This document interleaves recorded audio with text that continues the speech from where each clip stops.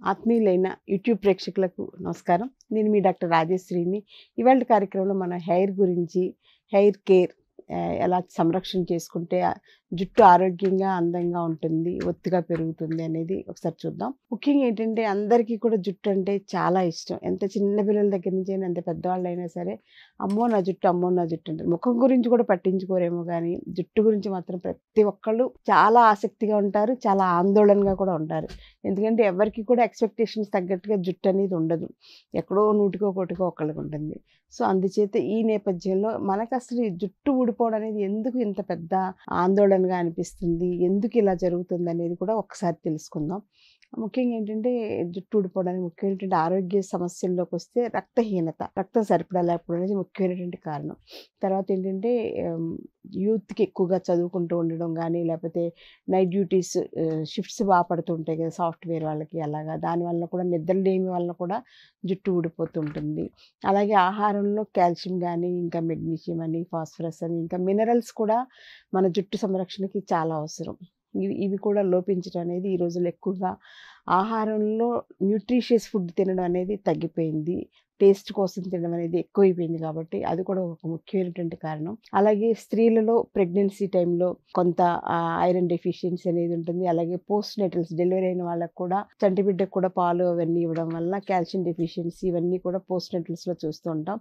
అలాగే మెనోపాజ్ స్త్రీల్లో కూడా జుట్టు ఊడిపోవడం, అధికంగా ఊడిపోవడం చూస్తూ ఉంటాం. ఇవన్నీ కాకుండా పెథలాజికల్గా ఏంటనేది చూస్తే కనుక ఇవన్నీ ఫిజియలాజికల్, న్యాచురల్గా అందరికీ ఉండేవి. పెథలాజికల్గా ఏంటంటే రకరకాల వ్యాధులలో, సపోజ్ మలేరియా, టైఫాయిడ్, జాండీస్ ఇలాంటి వ్యాధులు కానీ, లేకపోతే సీజనల్గా వచ్చేటువంటి వైరల్ ఫీవర్స్ ఎక్కువ రోజులు క్రానిక్గా, ఇప్పుడు డెంగ్యూ ఫీవర్ ఇలాంటి వాటి సఫర్ అవుతున్నప్పుడు కూడా జుట్టు ఊడిపోవడం ఎక్కువగా చూస్తుంటాం.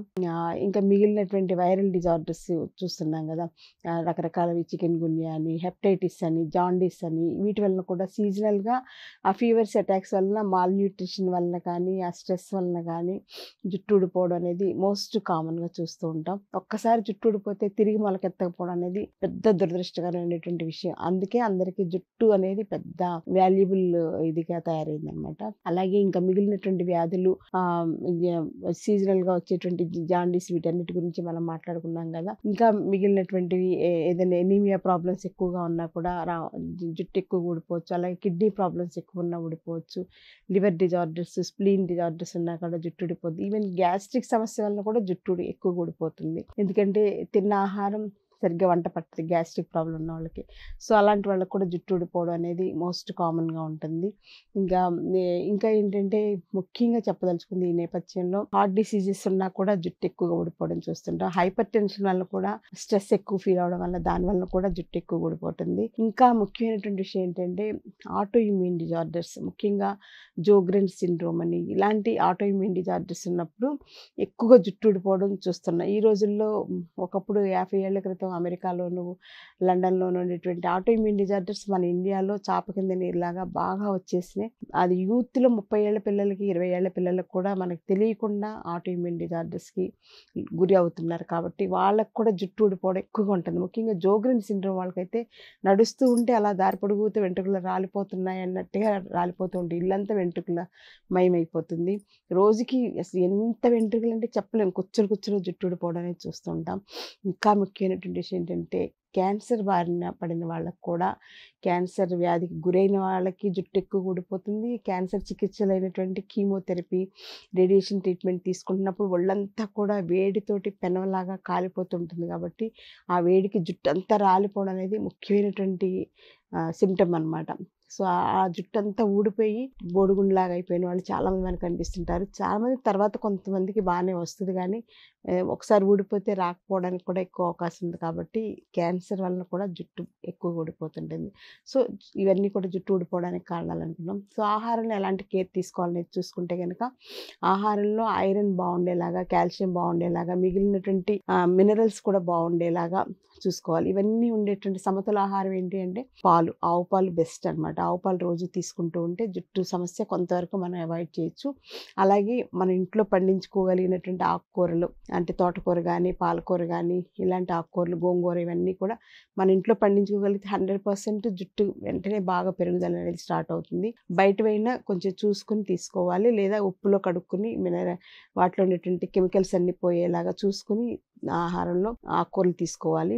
తర్వాత మునగాకు ప్రతిరోజు ఆహారంలో ఉండేలాగా మునగాకు కారప్పొడి గానీ, మునగాకు పప్పు గానీ అలాంటివి తీసుకుంటూ ఉంటే కొంతవరకు మనం జుట్టు ఊడడాన్ని తగ్గించొచ్చు. జుట్టు పెరుగుదలకు కూడా ఉపయోగపడుతుంది. వీటన్నిటి నుంచి అసలు ఆయుర్వేద పరంగా ఏంటి అనేది ఆలోచిస్తే జుట్టు రూట్స్‌లో ఒక రకమైనటువంటి లోపలికి రూట్ వెళ్తుంటుంది కదా వెంట్రుక. సో, పైకి ఎంత ఉందో లోపలికి ఇలాగా వేరు అనేది ఉంటుందన్నమాట ఫాలికల్. ఆ ఫాలికల్‌కి ఈ పై వెంట్రుకకి మధ్యలో ఒక రకమైనటువంటి హార్డ్ మెటల్ అంటే ఒక థిక్ మెటల్ అన్నమాట మెటీరియల్. అదేంటంటే ఒక తారులాగా ఉంటుంది. అది ఏర్పడడం వలన జుట్టుకి పైకి సర్క్యులేషన్ ఆగిపోతుంది. క్రింద వేరు క్రిందే ఉంటుంది. ఈ పైన జుట్టు ఊడిపోవడానికి ఎక్కువ అవకాశం ఉండేలాగా ఈ మధ్యలో ఉండేటువంటి ఈ తార్ అనేది బ్లడ్ సర్క్యులేషన్‌ని ఆపుద్ది. నర్వ్ సప్లై ఆపడం వల్ల అక్కడ జుట్టు కట్ అయిపోయి రాలిపోయి పడిపోతూ ఉంటుందన్నమాట. సో, అది మెయిన్ కారణం. లోపల కొన్నాళ్ళకి ఆ వేరు కూడా root of the hair follicle కూడా ఎండిపోతుందన్నమాట. దానివల్ల తర్వాత వాళ్ళకి జుట్టు రాకుండా అయిపోతుంది.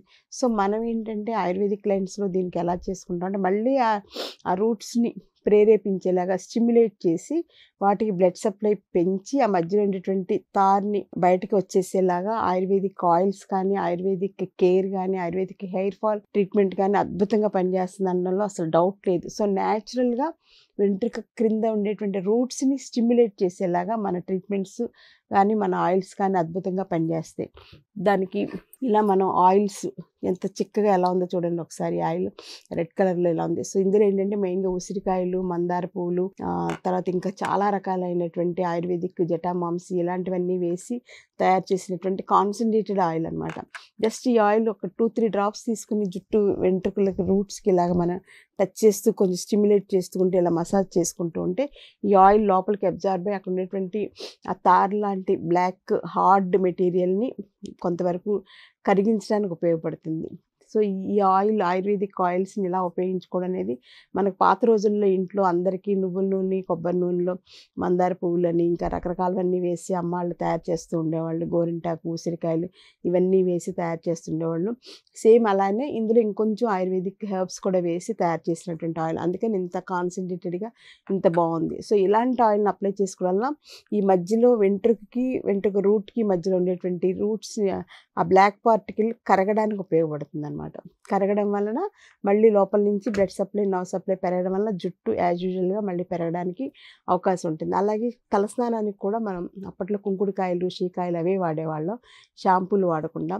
సో, షాంపూల వల్ల కూడా ఇలాగే సేమ్ ప్రాబ్లమ్ వస్తుంది కాబట్టి వీలైనంత వరకు కుంకుడుకాయల్లోకి తర్వాత షీకాయ ఇలాంటి న్యాచురల్ వాటికి వెళ్ళిపోవడం అనేది చాలా మంచిదనమాట. ఎందుకంటే హెయిర్ రూట్స్‌ని మనం నరిష్ చేసేలాగా హెయిర్ రూట్స్‌కి బ్లడ్ సప్లై అదే బాగుండేలాగా, నర్వ్ సప్లై బాగుండేలాగా రూట్స్‌ని స్ట్రెంథెన్ చేసుకోవడం అనేది ఆయుర్వేదంలో మెయిన్ కాన్సెప్ట్ కాబట్టి అలాంటి రూట్స్‌ని స్ట్రెంథెన్ చేసేటువంటి ఆయుర్వేదిక్ పంచకర్మ ట్రీట్మెంట్స్‌లో Ayurvedic beauty care treatments just 15 days course మీరు ప్లాన్ చేసుకుంటే రూట్స్‌లో నుంచి ఆ తార్ లాంటి ఆ వేడి పదార్థం కరిగిపోయి బయటకు వచ్చేసేలాగా స్పెషల్ బ్లడ్ ప్యూరిఫికేషన్ ట్రీట్మెంట్ చేస్తూ హెయిర్‌కి ట్రీట్మెంట్ చేస్తూ ఉంటాం. అవసరమైన వాళ్ళకి లీచ్ ట్రీట్మెంట్ కూడా చేస్తాం. ఇవన్నీ కలిసి కాంబినేషన్ లాగా ఒక 15 డేస్ ప్రోగ్రామ్ మీరు ప్లాన్ చేసుకుంటే 15 డేస్‌లో మీకు ఆ ఊడిపోయినటువంటి ప్లేస్‌లో నల్లగా గట్టిగా ఇనప మొక్కల్లాంటి హెయిర్ గ్రోత్ స్టార్ట్ అవుతుంది.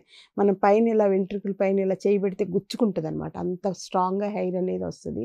సో, అదేంటంటే స్ట్రిప్ లాగా ఇక్కడ కొంచెం హెయిర్ వస్తది, ఇక్కడ కొంచెం హెయిర్ వస్తది. అట్లాగా మీకు ఏ ప్లేస్‌లో అయితే జుట్టు ఎక్కువ ఊడిపోయిందో ఆ ప్లేస్‌లో మళ్ళీ రీజనరేట్ అవ్వడం అనేది అద్భుతమైనటువంటి విషయం.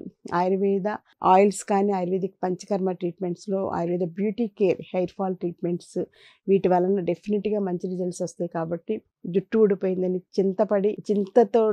చింతనతోటి వేదనతోటి జుట్టు ఇంకా మిగిలిన జుట్టు కూడా ఊడిపోకుండా ఉన్నంతలో మంచి ప్రయత్నం చేయండి. మీ మట్టుకు మీరు ఇంట్లో మంచి ఆయిల్ తీసుకుని ఇంట్లో ట్రై చేయండి. మంచి ఆహారం తీసుకోండి, మంచి నిద్ర పొండి, తర్వాత మంచి వ్యాయామం కూడా, మంచి ప్రాణాయామం, గాలి తగిలేలాగా, ప్రాణశక్తి కలిగి ఉండేలాగా మీరు కేర్ తీసుకోండి. మిగిలినవి ఆయుర్వేదిక్ ఆయిల్స్ కానీ, ఆయుర్వేదిక్ అడ్వాన్స్డ్ ట్రీట్మెంట్స్ కానీ ఉపయోగించుకుంటే డెఫినెట్గా మళ్ళీ మీ జుట్టు మీ సొంతం అవుతుంది. మీ అందం, మీ ఆనందం మీ సొంతం అవుతుంది. Thank you.